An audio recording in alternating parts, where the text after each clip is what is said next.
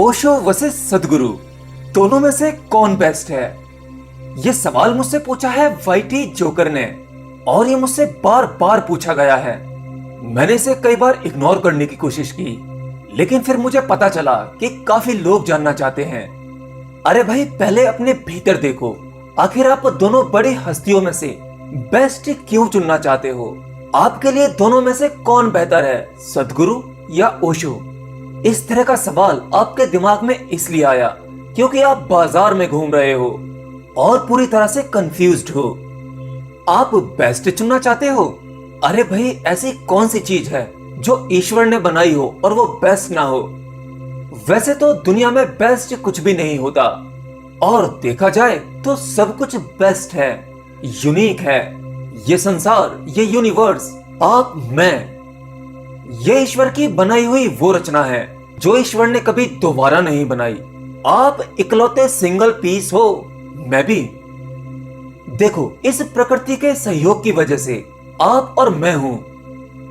अब जरा गौर से देखो, उस ईश्वर की आर्ट, उसकी कला कितनी जबरदस्त है।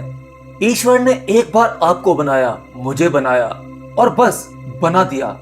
और न जाने ऐसे कितने करोड़ों लोगों को बनाया। लोग आते हैं, चले जाते हैं, लेकिन मेरे दोस्त याद रखना, आपको केवल एक ही बार बनाया गया है। ईश्वर ने आप जैसा इंसान पहले कभी नहीं बनाया, और ना ही मेरे जैसा, और आगे भी नहीं बनाया जा सकता। वो परमात्मा जो रचना एक बार करता है, दोबारा नहीं करता। तो ठीक इसी प्रकार से दुनिया के हर एक व्यक्तित्व में उसकी एक अलग ही पहचान है। उसके अंदर अलग ही क्वालिटीज होती हैं। आप कितनी भी कोशिश कर लें क्वेश्चन वर्ल्ड बनने की, कभी नहीं बन सकते। या मैं कोशिश कर लूं आप बनने की, नहीं बन सकता। आपको एक ही शक्ल के कई लोग मिल सकते हैं, लेकिन उनका स्वभाव एक जैसा नहीं होगा। आप इसे ऐसे समझ सकते हैं जैसे एक सेब का पेड़ है, और उस पेड़ से सभी सेब को तोड़ लिया जाए। वो सभी सेब एक ही पेड़ से तोड़े गए हैं, तो वह एक जैसे होने चाहिए, क्यों, है ना? लेकिन नहीं। अगर आपको एक पेड़ से 10,000 सेब मिलते हैं, तो वो सभी 10,000 सेब बिल्कुल अलग होंगे। उनका रंग तथा पैटर्न, वो डिजाइन कहीं ना कहीं डिफरेंस जरूर होगा। आप एक ही जैसे दो एप्पल पूरे पेड़ में नहीं खोज सकते, ना ही उसका कोई पत्ता। उन सबके पत्तों में डिजाइन और पैटर्न कहीं ना कहीं बिल्कुल अलग होगा। ठीक उसी तरह से जिस तरह से हर मनुष्य के फिंगरप्रिंट्स अलग होते हैं। हम सभी इंसानों के 2 हाथ, 2 पैर, 2 आंखें, मतलब शारीरिक ढांचा एक जैसा होता है, लेकिन शक्लें सबकी अलग होती हैं। सबकी शारीरिक रचना भी अलग होती है, और हाँ, आपका स्वभाव भी। तो अब बात करते हैं ओशो और सद्गुरु की। आप दोनों में से बेस्ट इसलिए ढूंढ रहे हैं क्योंकि आपको ऑथेंटिक नॉलेज चाहिए, जो पहले से ही प्रमाणित हो, 100% प्रूव्ड हो। आपको अपने सत्य का कुछ नहीं पता, लेकिन कहीं ना कहीं दूसरे के सत्य से आप अपने आप को सेटिस्फाई करना चाहते हो। और वो व्यक्तित्व ऐसा होना चाहिए जो नंबर 1 हो, बेस्ट हो। और उसके लिए भी आपको क्वेश्चन वर्ल्ड की जरूरत पड़ी, क्योंकि अगर क्वेश्चन वर्ल्ड कह देगा तो वो थोड़ा ऑथेंटिक हो जाएगा। आपको भी श्योरिटी मिल जाएगी कि क्वेश्चन वर्ल्ड ने कहा है तो ठीक ही होगा।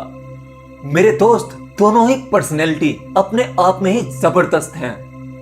दोनों का ज्ञान जबरदस्त है। दोनों में कंपैरिजन करने जैसा कुछ है ही नहीं। और अगर मैं किसी महान व्यक्तित्व के कंपैरिजन करता हूँ, तुलना करता हूँ, तो ये अच्छी बात नहीं होगी। लेकिन फिर भी आपको समझना चाहिए, और ये मेरा काम है कि मैं आपको सही रास्ता दिखा सकूं। देखो, एक तरफ ओशो रजनीश अपने समय में काफी प्रचलित हुए, इतने कि कुछ चुनिंदा लोग ही ओशो रजनीश जितने प्रचलित हो पाए। उस समय पर एक और एनलाइटेंड पर्सनैलिटी थी जिनका नाम था जे कृष्णमूर्ति। दोनों ही व्यक्ति एनलाइटेंड थे। अब आपको बता दूं, दोनों ही महान पुरुषों के चाहने वालों की कमी नहीं थी। दुनिया भर में दोनों के ही फॉलोअर्स बहुत ज्यादा थे, और दोनों ने ही इस पृथ्वी को बहुत ज्ञान दिया, और वो अब तक चलता आ रहा है, और फ्यूचर में ये और ज्यादा होगा। वहीं दूसरी तरफ ओशो रजनीश, जिन्हें बहुत ज्यादा पसंद किया जाता था, उतना ही ये विवादों में फंसे रहते थे। इनके हेटर्स, इनसे नफरत करने वाले भी बहुत ज्यादा थे, लेकिन वो अग्रेसिव स्पीच दिया करते थे। उन्होंने अपने जीवन में, शायद जब से वो एनलाइटेंड हुए थे, कभी भी सॉरी या माफ करना शब्द का इस्तेमाल नहीं किया था। बेशक कभी उनकी जुबान भी लड़खड़ा गई हो स्पीच देते समय, वो जब बोलते थे तो बिल्कुल फ्री होकर बोलते थे। कोई दबाव नहीं, कोई प्रेशर नहीं। अपनी फ्री विल का उन्होंने जितना इस्तेमाल किया शायद ही किसी ने किया होगा। जितनी किताबें उन्हें याद थीं, शायद ही किसी को याद रही होंगी। हाँ, जिसमें कि एक स्वामी विवेकानंद भी थे, जो किसी भी किताब को मात्र एक बार पढ़कर ही पूरा याद कर लेते थे। और ऐसा याद, किताब के किसी भी पेज नंबर वाइज उनसे कुछ भी कंटेंट पूछा जा सकता था और वो वर्ड टू वर्ड बता दिया करते थे। ठीक ऐसी ही क्वालिटी ओशो रजनीश के पास थी। उस समय पर उनके हेटर्स बहुत ज्यादा थे, लेकिन मैं गारंटी लेता हूँ एक समय ऐसा आएगा कि ओशो रजनीश को इतना ज्यादा माना जाएगा कि जैसे भगवान बुद्ध को माना जाता है। क्योंकि किसी भी व्यक्ति के जाने के बाद ही उसकी विशेषता या क्वालिटीज का पता लगता है। जब तक ये लोग पृथ्वी पर होते हैं तो इनके चाहने वालों के साथ साथ इनसे नफरत करने वाले भी होते हैं। इसीलिए जीसस को सूली पर चढ़ा दिया जाता है, भगवान कृष्ण को शापित कर दिया जाता है, बुद्ध के ऊपर थूका जाता है, महावीर के कानों में लकड़ी ठूंसकर उन्हें जख्मी कर दिया जाता है, सुकरात को जहर दे दिया जाता है। इतिहास उठाकर देख लो, सबके साथ ऐसा ही होता है। और जब ऐसे लोग पृथ्वी से चले जाते हैं तो इनके मंदिर बना दिए जाते हैं, इनकी पूजा अर्चना शुरू हो जाती है। इनका महत्व इतना ज्यादा बढ़ जाता है जितना कि जीते जी नहीं हो पाता। ऐसे ही सद्गुरु हैं, इनके पास में इनकी अपनी विशेषताएं हैं, अपनी क्वालिटीज हैं। इनके ज्ञान और नॉलेज को भी कम नहीं आंका जा सकता। यह अपनी जगह बेस्ट हैं। अब सवाल यह उठता है कि आपके लिए कौन सही है। देखिए, एक समय था जब ओशो रजनीश और जय कृष्ण मूर्ति, इन दोनों के फॉलोवर्स के बीच में कभी कभी बहस हो जाती थी। जय कृष्ण मूर्ति के कुछ साधक ओशो के मार्ग को ठीक नहीं समझते थे और वहीं ओशो के फॉलोवर्स वो ओशो के मार्ग को सही समझते थे। तो भाई, जिसके मन जो भा जाए, आप जिसे ठीक ठीक समझ पाए, जो व्यक्तित्व आपके भीतर आसानी से उतर पाए, आपके लिए वही सही है, वही बेस्ट है। यह बिल्कुल वैसा ही है जैसा आपका स्वभाव है। अरे भाई, अगर मैं 7-8 साल मेडिटेशन करके, ध्यान करके उस परमात्मा को पा लेता हूँ तो मेरे लिए तो यह ध्यान का मार्ग ही सबसे सरल है। मैं अपने सभी साधकों को ध्यान के मार्ग से ही ले जा पाऊंगा, क्योंकि मैंने इस ध्यान मार्ग पर चलकर जो अनुभव किया है, उसी अनुभव के आधार पर अपने साधकों को शिक्षा दे पाऊंगा।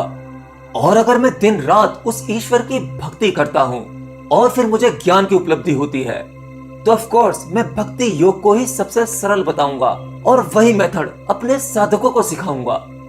तो जिन लोगों का स्वभाव भक्ति योग वाला होता है, उनके भीतर सत्य को पाने की संभावना केवल भक्ति योग से ही हो सकती है। तो ऐसे लोग उन लोगों से जाकर जुड़ जाते हैं, उन गुरुओं को ढूंढ लेते हैं जिन्होंने भक्ति योग के जरिए उस परम तत्व को जाना। और वो लोग जो साइंटिफिक बुद्धि वाले होते हैं या ध्यान मेडिटेशन पर बिलीव करते हैं, उनका स्वभाव ही तार्किक होता है। ऐसे लोग या साधक भगवान बुद्ध जैसे व्यक्ति को ढूंढ लेते हैं और उनके सेवक बन जाते हैं। और कुछ कर्म योगी होते हैं जो केवल कर्म करके उस ईश्वर तक पहुंचते हैं। ये सब कुछ आपके स्वभाव पर डिपेंड करता है। जिस प्रकार का आपका स्वभाव होगा, उसी प्रकार का गुरु या कोई व्यक्ति वही आपको आकर्षित करेगा। आप जिसकी तरफ ज्यादा आकर्षित होते हैं, आप उसका चुनाव कर लें। शुरुआती दौर में मेरा झुकाव ओशो रजनीश की तरफ कुछ ज्यादा था। उनके प्रवचनों ने मुझे बहुत प्रभावित किया, तो मैं अपनी आत्मा से उन्हें फॉलो करने लगा और वो मुझे सभी जवाब देने लगे। हाँ, वो आज भी हमारे पास हैं। बस जरूरत है तो उनसे इंटरेक्ट करने की, उन्हें महसूस करने की। लेकिन धीरे धीरे अब वह समय आ गया है कि अब मेरे लिए किसी का भी चुनाव करना या किसी भी एनलाइटेंड पर्सन में से बेस्ट को चुनना, ये मुझसे नहीं हो पाएगा। क्योंकि अब मेरे लिए सब एक समान है, चाहे कोई व्यक्ति एनलाइटेंड हो या साधारण व्यक्ति हो। क्योंकि अब मुझे व्यक्ति दिखाई नहीं देता, उस व्यक्ति के भीतर वो ऊर्जा दिखाई देती है, वो परमात्मा दिखाई देता है। व्यक्ति तो केवल मुझे हार्ड मांस का बना हुआ एक पुतला नजर आता है, केवल एक शरीर। एनीवे, इस पर मैं बहुत ज्यादा बोल सकता हूँ, बट अब मुझे लगता है आपको जवाब मिल गया होगा।